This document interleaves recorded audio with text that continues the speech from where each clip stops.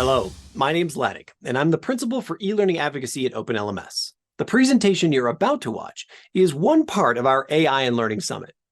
I encourage you to check out all of the talks in this series as we discuss the tools of today, the near and not so near future, and the challenges that we need to address around these new technologies. Our expert for this session is Betsy Springer. Betsy works for Gull Lake Virtual Partnership, a division of innovative programs in the Gull Lake Community School District in Southwest Michigan. She both teaches ELA and works as an instructional coach. Betsy holds a BS in secondary ed, a master's in instructional tech, and is a doctoral candidate in ed policy. Please join me as we welcome Betsy on the main stage for her presentation on artificial intelligence in my classroom.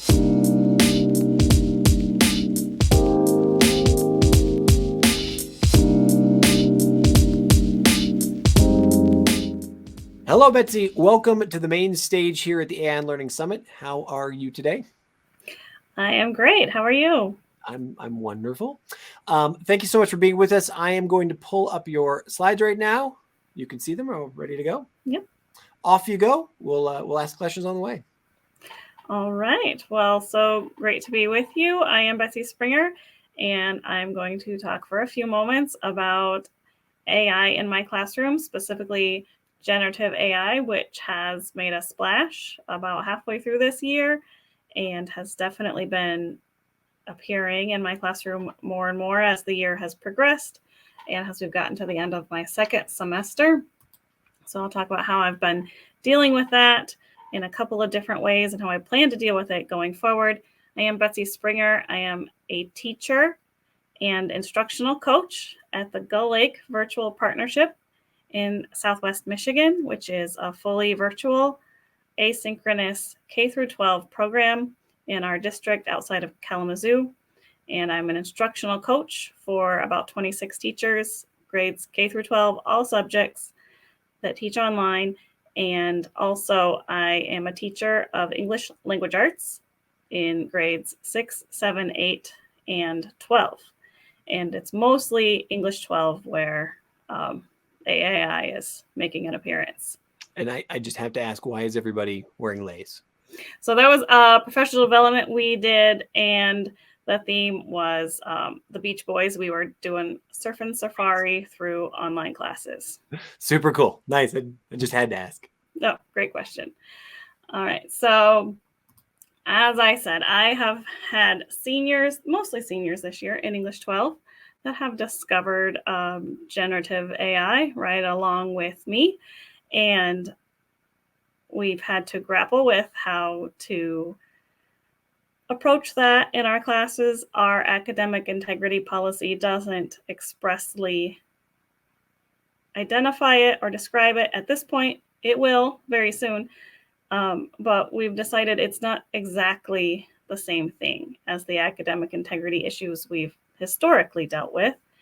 And it's been very mind-boggling to just keep up with it. Thankfully, I was aware of it pretty much from the onset last fall and had used it for a few months, had brought it up to our staff as the coach a few times before it started making an appearance. And I would say about February, March, we started to see it in our classrooms, had suspicions of it, but had really no way to prove it enough to make an accusation. There were, what do you call them? Identifiers, screeners right out of the gate that were pretty bad. I tested them out by generating essays with ChatGPT and then running them through the detectors. And it was 50 to 60% accurate. So I basically could have also just flipped a coin and known just about as much. So above all, I want to protect the relationships I have with my students and being in a very unique virtual situation. So I didn't want to make any wild accusations. And so we waited a bit, had some conversations with some students I did have good relationships with, and just kept looking for tools. About our spring break, which is about mid-March, some things came out that were a little bit better. So my process has been to use a Chrome extension by CopyLeaks, which allows me to just highlight a submission and copy and paste, and it will tell me the probability that it was human generated. If it's not a good probability, then I double check it with Turnitin, which our district has used for academic integrity for a long time. So we were familiar with it. And the tool they added for AI in the late spring was pretty good. It was better than the other ones, the ones that came before it, which is usually how this works. And so if I could get two tools that I reasonably trusted to tell me that a submission had problems, then I would request a conference with the student that submitted that. And I used AI to write my message that I sent to them and their parent, saying that I couldn't tell for sure that they understood the material because maybe they had used AI to generate their response, and that they could get credit, but they would have to meet with me face to face. And so I've had over a dozen of those meetings so far this year. And what's it that get, that's I'm hoping that most people who are listening right now, the first questions come to my mind is what's the reaction to that note from you both? I'd love to hear both parents and student reaction. Yeah, great question. And that kind of happens within the conference. And I think it's because of the way I've really tried to approach this. And I think I did leave out that early in the spring, before I really had any conferences, I sent an email just letting my students know that I'm aware that this generative AI is out there, and gave them some tips on some responsible usage and some not allowed usage. So they had a fair warning. I didn't feel like I could call anybody out until I had done that. So I did that, and it took a few weeks before I had to address it with anyone. So the response has been that they've met with me. I don't think I've had anyone ignore it. I mean, they have a 0 in the gradebook until they do meet with me. So they're incentivized to follow through on it. And then when they do meet with me, we start out just going over the assignment. And I'll just say, I'll pull out some vocabulary terms that they used and ask them to define them for me on the spot. If they can't, then I usually don't have to say much else. They look sheepish right away. And then I explain it, whatever it is they don't understand. If they can explain it, then, I just move on to the next thing. If it's a writing assignment, I'll ask them about the writing process. I'll just assess them on the spot on whatever it is that assignment was assessing them on. And then I will tell them that they get credit based on how they did, how much credit they get, and that they've already updated their grade. And so once that's out of the way, then I'll ask them, so how is it that you created this assignment? Why do you think it got flagged? And so far, I think everyone has been honest with me, because the vast majority of them have said, yeah, I use this AI or this tool, to make it because I was stuck, or I was, panicked and I was short on time. So overall, I think the response has been good, because I have not approached it as like a gotcha or a punishment. I emphasize that this is not the same as an academic integrity violation where they just downloaded somebody else's essay and turned it in as their own. So I haven't had any negative backlash yet. And, other advisors and parents have said that the message was written in a positive way, so that, they appreciated that that's how it was being approached. And the students, some of them have, they've readily admitted what they did. And then I give them tips on, well, maybe next time you'll want the AI to just generate a bulleted list that you could develop paragraphs out of. I've also told them I'm not going to have them redo an essay that they've turned in, because once you've seen it, once you've read it, it's really hard. You can't unsee that. And you can't unbake the cake, right? Yeah. Sure. And so that just seemed, like a waste of both of our time. So that's not the approach I've taken either. And I think that helps a bit. And some students have given me some really great ideas. They've figured out how to submit their essay and the rubric and get feedback. Other students have just let me know that they use tools like Grammarly extensively, and those will get flagged. And I do realize that happens as well. It's happened in essays that I've tested out, that I've generated. So just, since developing the relationships with the students and having honest conversations with them has been the most helpful thing so far. So Cool. I've had, like I said, 12 to 15 of these conversations, and a few of them I thought would be really tough and awkward, but they've went fairly well. Thanks for sharing. Excellent. Yeah. And so going forward, I realized we've got to be more proactive. And like I said, the relationships are the key. Establishing the relationships with my students, really approaching every student as if we have a positive relationship right out of the gate. With, I work with high schoolers, with emerging seniors most of the time, and it just goes a long way to approach them with the trust and respect until they've shown otherwise, and letting them know that I'm going to be there to help them through these things. We purchase curriculum for these classes, and I'm hopeful that the publishers will upgrade their assignments so they're a little more AI proof going forward, but I don't think that will happen for the fall in every place that I need it. So I've been inserting my own assignments in the form of choice boards and emphasizing students' process, emphasizing personal reflection, because those are things that are a lot tougher to generate with AI when they have to reflect on their own writing process, or when they have to turn in, an outline, an essay, and a final draft, or a final draft and a reflection, or, a presentation and an audio recording. I hesitate to say you can't fake it with AI, because anything seems possible at this point, but it would be harder. So one of the things that we've talked about with other speakers here at the summit is, because we're talking about ChatGPT, it's an interactive bot. A lot of people are approaching it as an assistant, but then, as you go deeper into into that conversation, if you keep one chat open and you continue to use that same chat over and over again, it can really get to know you pretty well. Mm-hmm. And so, like those personal reflections, or talking in a different voice, or even using my voice in order to do that, those are, I think you would agree, those are going to be considerations going forward. Yeah. Yes. And I think it's going to be an ongoing issue, with not only how this appears in the classroom, but how it really changes the teacher's role. And I'll get there. And it also changes, I think it changes what we need students to know.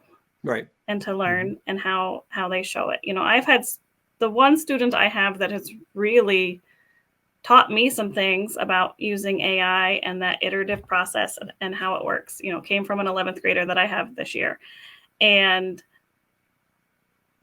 I've had to have some talks with him about responsible use within the English classroom, whether or not what he's turning in is really showing me what it is I need to know, but also just encouraging him that if this is something he's that interested in learning about, go for it. And, I think there's definitely a future in people that can master it that quickly and kind of that intuitively. The next thing I'm putting on here is to give students a chance to use it. I haven't gotten to the point where I'll require it. It's still a bit of an equity issue for me. Mm-hmm. And I think there are still people and families that are leery of it. So I don't want to require it and put somebody at a disadvantage if they're not comfortable.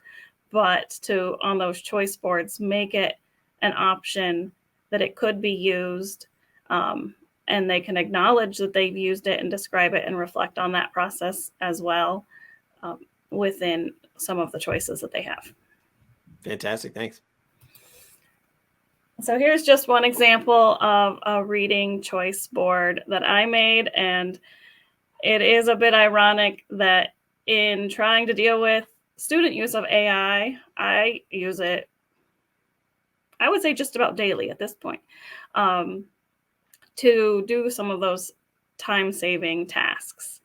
And I used it to create my choice boards, which honestly I wouldn't have had to tackle if I didn't have to handle AI, but I wouldn't have had the time to tackle without AI at this point in the year. So I gave them options here of ways they can let me know what they've been reading, whether that's coming on a Zoom call and presenting about it, or writing a book report, or using Flip, formerly Flipgrid, or even writing up their own proposal for an assignment. And then the presentation, I put all of these into a slide deck, and each option has a slide with the rubric on it. I did use ChatGPT to generate a mastery-based rubric in a table on a specific English language arts content standard. So that what would have taken easily 20 to 30 minutes took me maybe a minute to put that into ChatGPT and then copy it over. Even the AI within Canva, which is a tool that I use, I asked it to write the steps for using a specific software called Flip to post a specific type of activity called a book snap. And it wrote it out step by step, nearly perfectly, even when I was that specific with the software that I wanted to use. So that all made this a lot more manageable to personalize and customize the assignments that I'll offer to students next year, that will make the assignments more AI proof, and also just make the AI take that supportive role rather than the leading role, hopefully, because the students will have the choice in what they're doing, and they won't feel that was one of the main things students told me about the assignments, was they just weren't sure where to start. And so I'm hoping that giving them ownership over the choice removes that barrier for some students, and we'll continue to work with the rest of them. But the AI that I see it, we've had some big discussions in our program about how this changes our program going forward, about how the future is really going to belong to the people that figure out how to use it within education. It won't replace teachers, but it will take over some of the things we do now. But I'm okay with that, because it's going to take over probably the least important parts of my job and give me time to do other things, such as connecting with students. It saved me on this particular assignment, it saved me probably 3 hours of writing grids of rubrics on how I would grade this choice board, and allowed me to instead schedule time to meet with my students towards the end of the semester and help them get to graduation and much more important tasks. So that's what we're looking for in the future, is how our program can embrace this and stay relevant and focus on the things that we will so far still do better than the AI. Fantastic. Where do you stand on starting to speak with others outside your district, outside your particular program about this as well? It sounds like it's been a relatively localized conversation with students and parents and your colleagues. Are you starting to, obviously you're here talking to us, but are you starting to see that colleagues around, your state, your country, around the country, you're having those conversations, or what? Yes.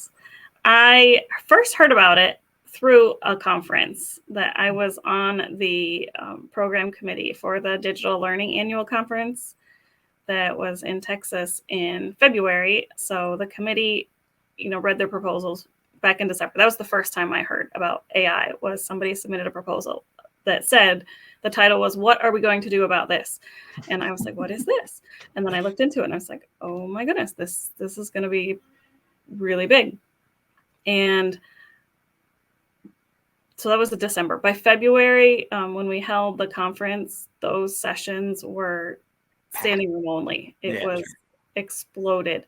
And a lot of programs like ours that are trying to grapple with what they do when the students aren't there. And I think that's a great thing that we're grappling with it, because a lot of traditional schools kind of had this whiplash reaction of, well, students will just have to go back to writing, in the blue books, in the essay books, in class. And that's the only way we're going to be able to handle this. And the fact that we don't have that option forces us to find other ways to handle it, which I think will translate to other situations as well, so that we don't have to just, that felt like a giant step backwards to say. I was going to say as well, because your examples came from 11th to 12th grade. These are students are either going to graduate into college or, into professions. And it's hard for me to think about any employer. There are some who would say, sorry, you now have to do your sales work or your marketing work or whatever, with using a blue book, rather than let's use these tools that will make us more efficient. So has that argument been put on the table? Yes. And that is, I think, the focus that our program has chosen to go with is, how can we embrace this? How can we keep our students at the forefront of what is possible, rather than just kind of the knee-jerk reaction of, well, let's block it and not let anybody use it until we know what it is. And I have to commend our whole district. So we have, an in-person high school, in-person all the buildings, but it's really an issue at the high school. And they also have embraced it, and we haven't had any talk of like blocking students from using it. And I think it's the coordination and the support of all of the programs working together that has allowed us to come up with some policies that will allow for creative use of AI and responsible use, rather than just kind of the head in the sand, pretending it's not there. Last question I have for you. Are there also those moments, like with your colleagues, maybe with students as well, where it's just like the tingle, the excitement? It's like, wow, this is really cool. Like in so many cases, it feels like magic. Do you get to have those as well? Definitely. And with staff, it's been interesting being the person that introduces them to this. And it's happened about once a month, where I'll talk to someone who, no, they haven't used it at all yet. And I'll be able to be there and tell them, well, open it up and just, ask it a thing, ask it a question. I did this with even my husband, who does a fair amount of writing for his job. And I said, you could ask it, any of the hardest, things he has to do with like grief counseling and stuff. And of course, his first question was completely kind of humorous and just funny, rather than any of the serious things he does for his job. But it was still pretty amazing. And so to see someone kind of use it for the first time, it's almost like teaching someone to read. It's really fascinating. Yeah. And then I have to say, on the flip side, I can dive into the tools. And, I didn't even go in this presentation into the tools and the websites that are built on the large language models that I've used to generate anything from a quiz to a full-on virtual course. That's just mind-blowing. And it's just, I hear people say this is the worst that the generative AI will ever be in my lifetime. It'll only get better from here. And I can only do that for so long a day before my brain is just kind of full of new ideas and I have to take a break. I love it. Betsy, thank you so much for sharing your experience. It's so nice and refreshing just to sort of hear that, here's what's happening in a school and here's how we've approached it. I commend you on your, let's say progressive approach to it. And I appreciate the strategy as well with those boards as well. So thank you so much for taking time out of what I'm sure is a ridiculously busy time of the year for you. And I wish you a good day. All right. Thank you so much for having me. I look forward to hearing more about the conference.